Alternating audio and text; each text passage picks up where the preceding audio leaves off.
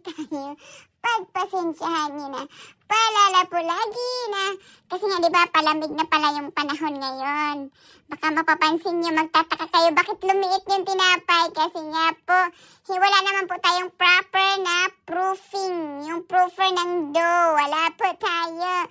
Pareho lang po yan ang oras ng pagpo-proof. Pareho lang din po ang timbang. Baka lang kasi magtataka kasi pati sarili ko nagtaka din. Kasi tinignan ko talaga, sabi ko, ba't parang lumiit yung tinapay?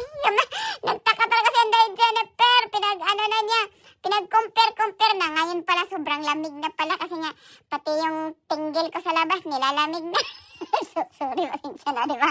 Nabuang na naman siya. So, sobrang lamig kasi. Diba, hindi naman nga tayo lagi kong uulitin na naman. Hindi naman kasi ako commercial, diba? Yung mga, well, kahit naman hindi commercial, yung iba kasi meron ng proper na proofing area, diba? Tayo, yung bahay lang naman ng amo ko, yung ginawa kong parang panglulutuan, diba? Kasi nga, wala pa naman tayong maraming pera na kung marami lang ako, kung manalo ako sa loto, kung tataya ako, yung ang garahe niya, malaki yun, maganda sana yung gawin talagang, yung extension talaga, extension ng lutuan. Kailang mahirap lang kasi si Inday Jennifer, pero wala naman siyang ganong kalaking pera. Kaya pagtsagaan ko na lang tong kusina ng amo ko. Pagtsagaan ko na lang yung pinaglalagay ko lang dyan sa kanto-kanto. Pero minsan parang kasi nga, kung ilalagay ko na naman siya yung bang pinainit mo ng konti ang oven. Tapos diba more time na naman yun sa gas na naman. Magrereklamo na nga yung mga customer mahal-mahal. Tapos magdadagdag na naman si Inday Jennifer ng panggastos na naman i-on ang oven. Hindi naman yung on-on. Yung i-on mo lang ng mga 5 minutes, ganyan ba? Para lang warm sana yung oven. Ilalagay mo doon yung proofing mo ng tinapay. Kaya lang, yung ang iniisip na naman yang dagdag gastusin na naman. Kasi nga, baka palayasin na ako ng amo ko. Hindi nga ako nagbibigay ng panggas. Hindi ako nagbibigay ng pangtubig. O diba? May diba, paghugas nito, tubig naman ginagamit. Hindi ko naman dinidiretso lang, diba?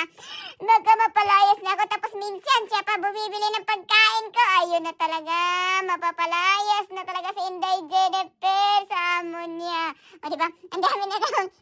Ang dami na yung pinaproblema, diba? Kasi nga, mahal na ngayon, tinglamig na, diba? Kaya i-on na natin yung heater, o diba? Hindi naman pwede yan, itabi natin sa heater yung tinapay natin. Diyos ko naman, diba? Kasi nga, lahat ng kanto ata ng bahay ng amo ko, lamig-lamig. Diyos ko, kaya ayun, pag walang mga pa-order sa Inday Jennifer, ayun, talokbang na lang tayo sa kumot para hindi tayo lamigin. Kasi nga, pag alam niyo na, mga pa-heater ngayon, diba? May mga timer naman. Yung iba nga, hindi na nga naglalagay para save ba? Save sa kuryente. Tayo wala na talaga, hindi na talaga carry yung pag-save ng kuryente na yan. Wala, baka madedo pa tayo dahil sa pagkakasave natin na hindi tayo mag-heater, no? Kasi nga, ngayon ay parang diba? Ngayon na naman, nag-snow na naman ata sa labas. Kasi nga kanina, nung pagtingin namin kanina nung nag-pick up sa mga junakis namin, wala naman yun. Medyo nag-melt na yung snow. Yung pagbukas na naman, ayun na naman, meron na naman bagong puti. Ay, Diyos ko, masakit sa ulo, masakit sa bulsa, masakit sa lahat yung kasi nga pati lalamunan na itong jirakis ko, ayun na, maano na daw yung throat niya kahit uminom naman daw siya ng tubig. Wala tayong magagawa kasi nga malamig na yung panahon ngayon tapos sa heater pa. So, yan na naman ang chika ni